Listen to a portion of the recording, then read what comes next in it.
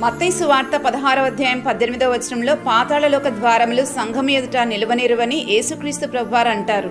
పాతాళలోకము ఒక బాధపరిచే వేదనకరమైన స్థలమని లాజరు ధనవంతుని సందర్భంలో లూకా 16వ అధ్యాయంలో చదువుతాం.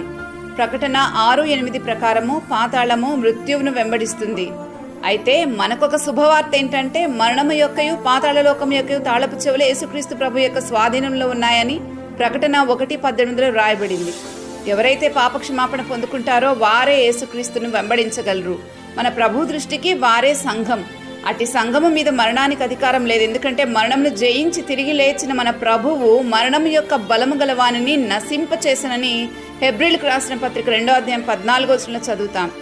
ఇక మరణమును పాతాళలోకము సంఘం ఎదుట నిల్వనేరవు. ఒంటరిగా దేన్నైనా జయించలేకపోతున్నారేమో సంఘముతో కలిసైతే సునాయాసంగా జయించవచ్చని ప్రభువు చెప్పకనే చెబుతున్నారు.